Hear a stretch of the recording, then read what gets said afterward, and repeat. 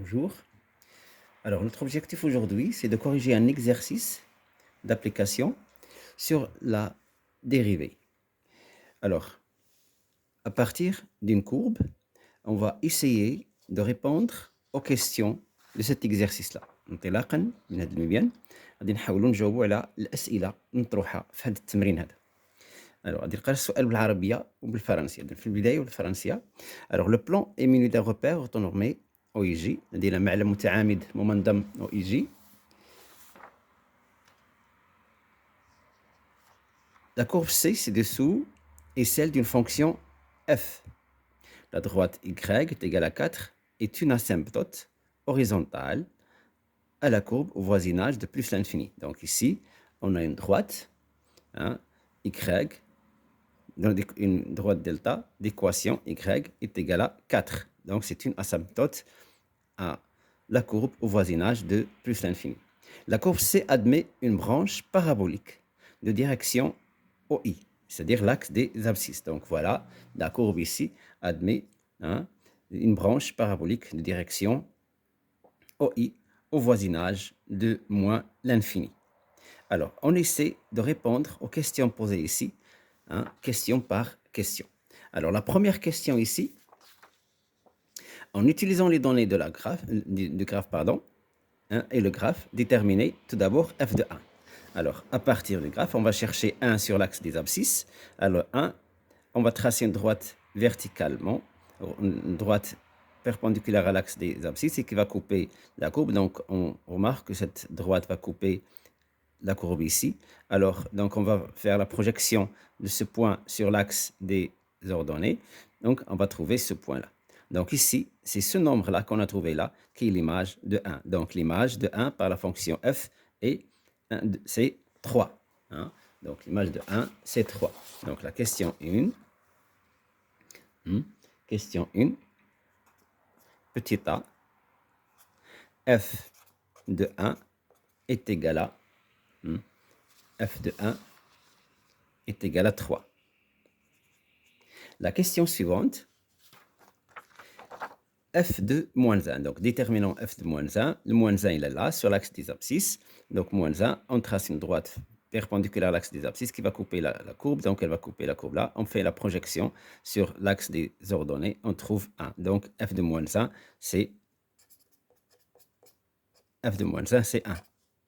Puis, f de 3. Donc, on va chercher 3 sur l'axe des abscisses. 3 a pour image 1 de la même manière. Maintenant, la question, c'est f rend f de moins 1. F rend f de moins 1. Qui dit f rend f de moins 1, dit encore c'est f de moins 1. Or, f de moins 1, on a déjà trouvé c'est 1, donc de notre manière, c'est f de 1. Or, f de 1, on l'a déjà trouvé, c'est 3. Donc, f rend f de moins 1, c'est 3. Maintenant, f rend f de 3. F rend f de 3. Donc, on va répondre à cette question-ci. Donc, c'est f de 3. Qui dit f de 3? Alors, f de 3, on l'a déjà trouvé, c'est 1. Donc, c'est f de 1. Qui dit f de 1 dit encore, f de 1, c'est 3. On l'a déjà trouvé. Très bien. Alors, maintenant, on va passer à la question B. Calculons la limite de f de x quand x tend vers moins l'infini. Limite de f de x quand x tend vers moins l'infini est égal. Alors, revenons à la courbe. Quand x tend vers moins l'infini, c'est... Alors, moins l'infini, c'est sur l'axe des abscisses. Alors, on remarque que quand x tend vers moins l'infini, c de f va descendre. Et descendre, c'est-à-dire que les ordonnées augmentent. Si je prends moins 3, son image, c'est là. Moins 4, son image, c'est là. Donc, si x tend vers moins l'infini, alors les images vont tendre vers moins l'infini aussi. Donc, limite de f de x quand x tend vers moins l'infini, c'est moins l'infini. La question suivante, limite de f de x quand x tend vers plus l'infini. Hein? Limite de f de x quand x tend vers plus l'infini. Alors, revenons à la courbe. Alors, quand on observe ici, alors x tend vers plus l'infini. Alors, la courbe, vous voyez là, alors que les Z4, son ordonnée, son image est là, 5, son image est là, 6, son image est là, donc 7, la même chose, 8. Donc, les abscisses augmentent et leur image ne dépasse pas le 4. Hein? Donc, si x tend vers plus l'infini, l'image ne va pas dépasser 4. Donc, limite de f de x quand x tend vers plus l'infini, c'est 4. Et 4, c'est une asymptote au voisinage de plus l'infini. Je continue. Maintenant, on veut déterminer f' de 1. Alors, qui dit f' de 1, c'est la deuxième question, petit a, f' de 1. Qu'est-ce qu'on veut dire par f' de 1? Alors, f' de 1, ce n'est rien d'autre que le nombre dérivé au nombre 1. D'une autre manière, c'est la limite de f de x, c'est la limite de f de x moins f de 1 sur x moins 1 quand x tend vers 1. Donc, c'est le nombre dérivé. Or, d'après ce qu'on a vu dans l'interprétation, le nombre dérivé n'est rien d'autre que le coefficient directeur de la tangente. Donc, je vais revenir un petit peu pour se rappeler les règles qu'on avait vues. Alors, le nombre dérivé, voilà. Donc, on a vu que l'interprétation du nombre dérivé, le nombre dérivé f' de x0, qui est bien sûr la limite de f de x quand x tend vers x0, bien sûr sur x moins x0. Alors, le nombre qu'on trouve ici, c'est le nombre dérivé. Et qu'on dit que c de f admet une tangente au point qui a pour abscisse x0 et image f de x0. Alors, cette tangente a pour équation y est égal à f' de x0, facteur de x moins x0 plus f de x0. Donc, le f de x0 là n'est rien d'autre que le coefficient directeur de la tangente. Alors, pour déterminer le coefficient directeur de la tangente, on va revenir un petit peu en arrière pour se rappeler la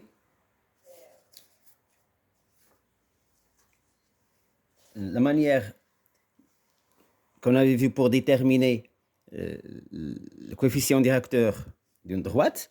Donc, si j'ai la courbe là, j'ai ici la tangente. Donc, j'ai choisi 3 points. Bien, le premier, c'est le point où on a ici. Et 2 autres points pour avoir un triangle rectangle. Alors là, je détermine cette distance ici en utilisant l'unité de graduation qu'on a sur le repère. Et je détermine cette distance-là. Alors, pour déterminer le coefficient directeur, je prends ce nombre-là divisé par celui-ci. Par exemple, si j'ai ici A, j'ai ici B, donc le coefficient directeur, si je l'appelle par exemple M, n'est rien d'autre que A sur B. Dans mon cas ici, si j'utilise l'unité que j'ai ici, alors B pour moi, c'est de là à là, c'est 1. Et le A, c'est de là à là, donc c'est 1, 2 est égal à 2. Donc pour moi, le coefficient directeur de la droite, c'est 2. Alors si je prends cette droite ici, elle est tangente aussi à cette courbe.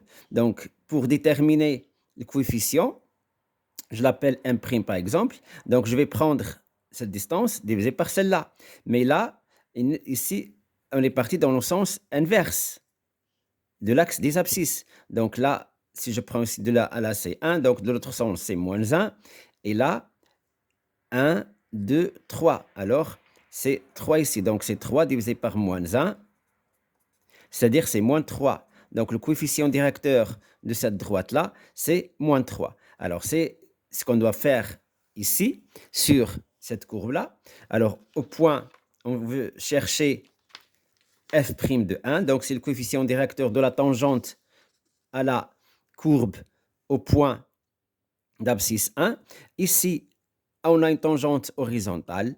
Donc f' de 1, c'est 0. Si je prends le deuxième point f' de moins 1.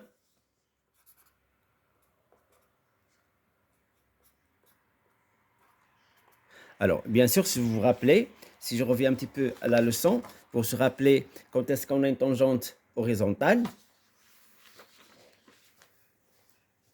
Alors, on avait vu sur l'interprétation du nombre dérivé.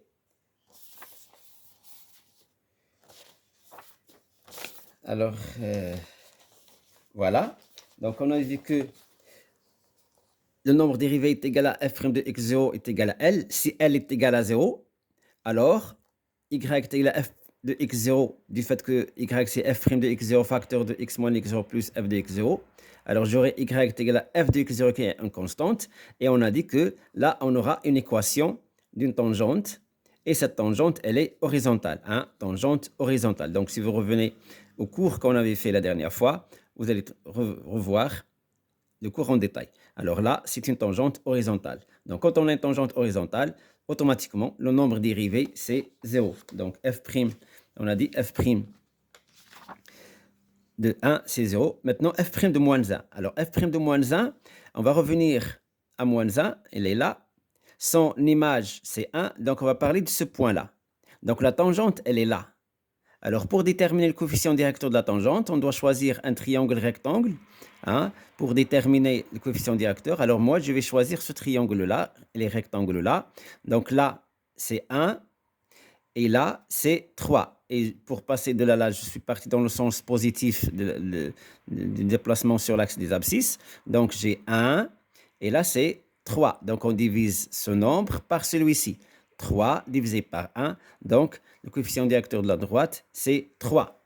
Par conséquent, f' de 1, c'est 3.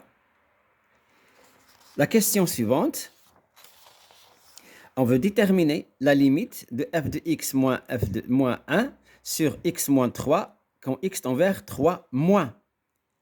Alors, cette limite-là n'est rien d'autre, hein, que le nombre dérivé à gauche du nombre 3. Hein, c'est 3 moins à gauche. Donc maintenant, je vais vérifier si le 1 qu'on a ici est l'image de 3. Alors si je reviens au calcul qu'on a déjà fait ici, f de 3, c'est 1. Donc là, j'aurai limite de f de x moins f de 3 sur x moins 3 quand x tend vers 3 moins. Donc, n'est rien d'autre que... Alors ce nombre-là n'est rien d'autre.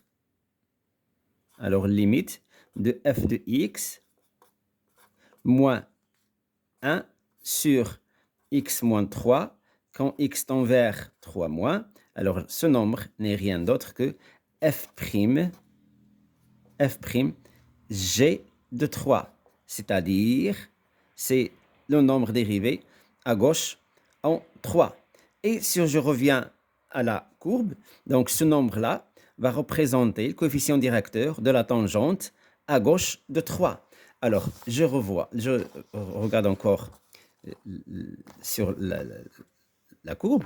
Alors, je trouve ici, voilà le 3. Alors, à gauche de 3, donc voilà le point, hein, qui a pour abscisse 3, son image c'est 1. Donc, la droite, elle est là.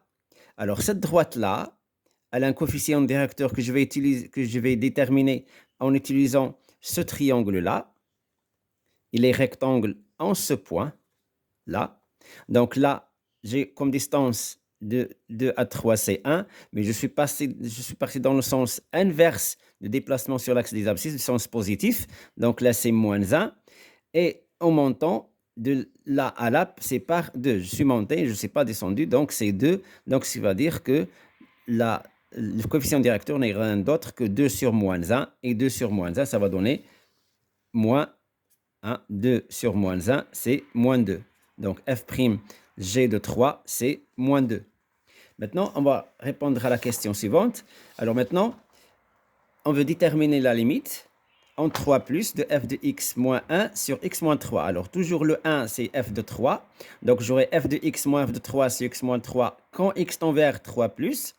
Donc, ce nombre-là n'est rien d'autre que le nombre dérivé à droite en 3. Hein? Donc, et si je reviens à la courbe ici, pour déterminer la limite de f de x moins f de moins f de, pardon, moins f de 3 sur x moins 3 quand x tend vers 3 plus, alors là, je trouve qu'on a une demi-tangente verticale. Or, si j'ai une demi-tangente verticale, ça veut dire que la limite, en ce point, elle est ou bien moins l'infini ou bien plus l'infini.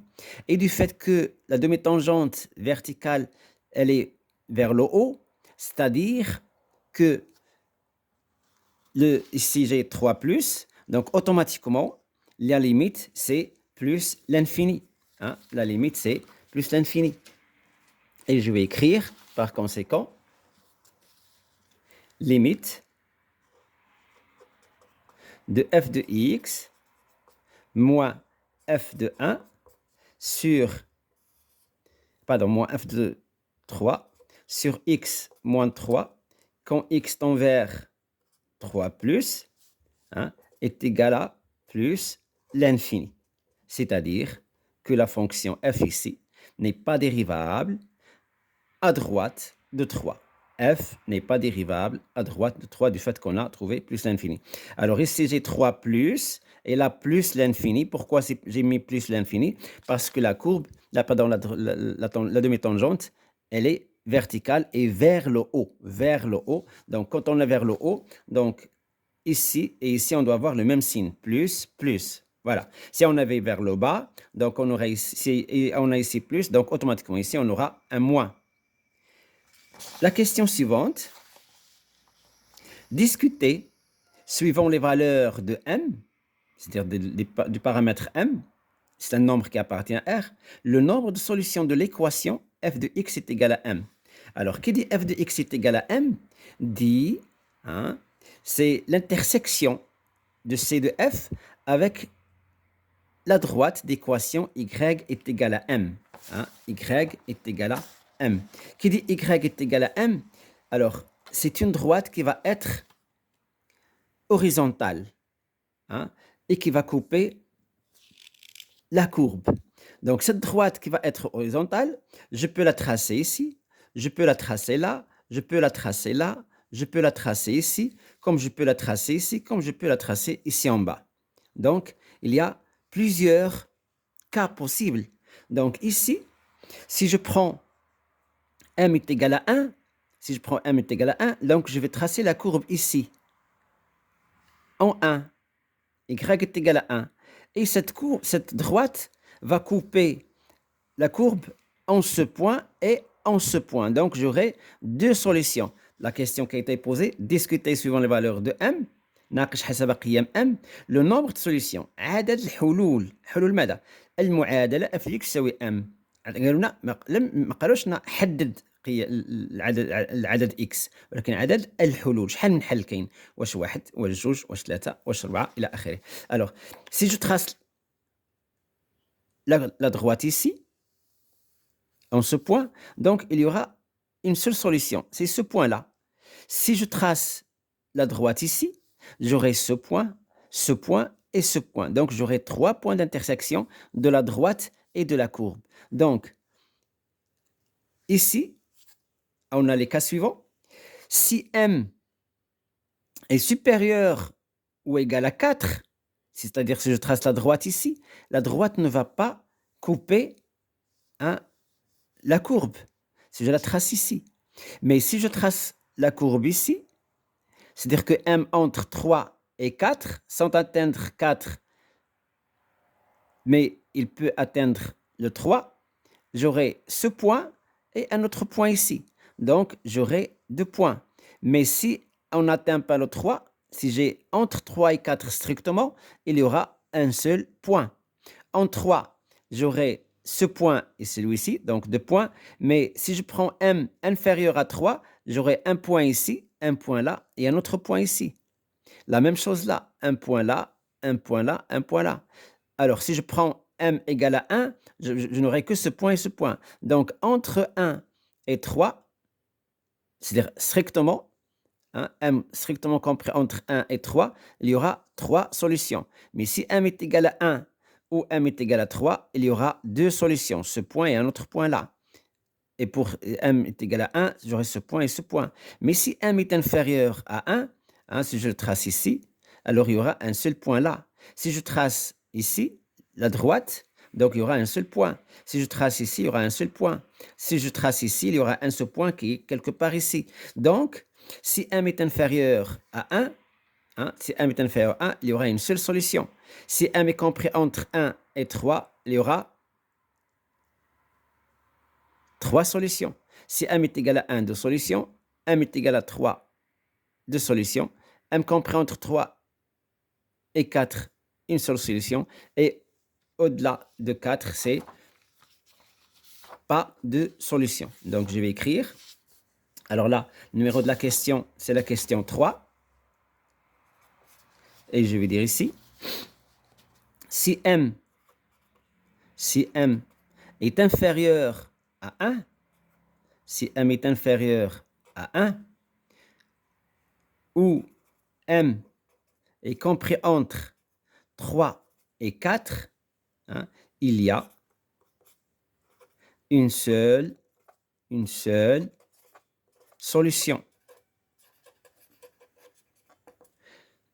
C'est le premier cas. Deuxième cas, si m est égal à 1 ou m est égal à 3, il y a deux solutions. Il y a deux solutions. Deux solutions. Si m est compris entre 1 et 3, si m est compris entre 1 et 3, il y a 3 solutions. Et le dernier cas, si m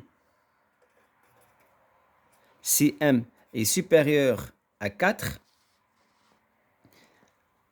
ou égal, si m est supérieur ou égal à 4, donc il n'y a pas de solution. Il n'y a pas de solution. C'est-à-dire que l'équation f de x égale à m n'a pas de solution. Il n'y a pas de solution. Il y a zéro solution. Très bien. Alors maintenant, on va continuer. On va passer à la suite de la question. Alors là, la question suivante. Pardon, je cherche. Voilà. Donc la question suivante. Dresser le tableau de variation de la fonction f. Donc on va toujours utiliser la courbe pour tracer le tableau de variation de la fonction f. Alors je trace le tableau et je reviens. Alors, pour le tableau de variation, ici, on remarque que la fonction ici, elle est croissante, de moins l'infini, sur l'axe, on lit sur l'axe des abscisses, de moins l'infini jusqu'à 1, la fonction est croissante. Jusqu'à 1, la fonction est croissante. Ça veut dire que f' est positive. Et si je prends de 1 jusqu'à 3, la fonction est décroissante. La fonction est décroissante. Ça veut dire que f' est négative. Alors, en 1, j'ai une tangente horizontale, c'est-à-dire que l'image de 1 par la fonction par f', c'est 0. F' de x, en 1, c'est 0. Alors, en 1, l'image, c'est... En 3, pardon, l'image, c'est 1. Après 3, de 3 à plus l'infini, la fonction, elle est croissante. C'est-à-dire que f' est positive. Mais en 3, ici, la limite qu'on avait calculée de f de x moins f de 3 sur x moins 3 quand x tend vers 3 plus, on a trouvé plus l'infini. Donc la fonction n'est pas dérivable en 3. On va tracer ici deux traits. Elle n'est pas dérivable à droite de 3, donc ici c'est plus l'infini qu'on avait trouvé. Mais à gauche de 3, on avait trouvé, si je reviens aux réponses, donc à gauche de 3, en 3 moins, on a trouvé c'est moins 2. Donc ici c'est moins 2. C'est moins 2. Alors, la limite de f de x quand x tend vers moins l'infini, on l'a déjà calculé, c'est moins l'infini. Donc je dois écrire ici moins l'infini. Et la limite de f de x quand x tend vers plus l'infini, on a trouvé 4. Donc là, c'est 4. Voilà, C'est ça, notre tableau de variation.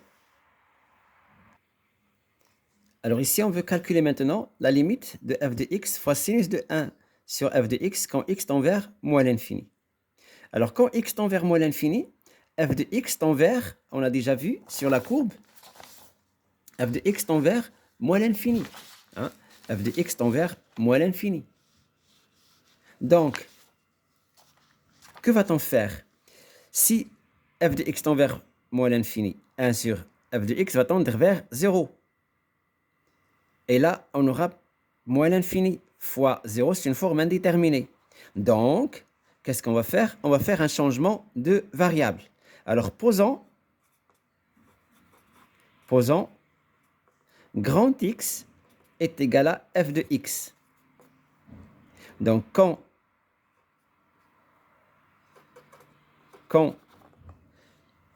f de x tend vers moins l'infini, bien sûr, du fait que x tend vers moins l'infini, alors grand X va tendre vers on va poser 1 sur f de x. 1 sur f de x.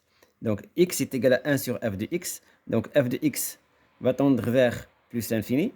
Donc, grand x va tendre vers 0. Hein? Donc, qu'est-ce que j'aurai ici? J'aurai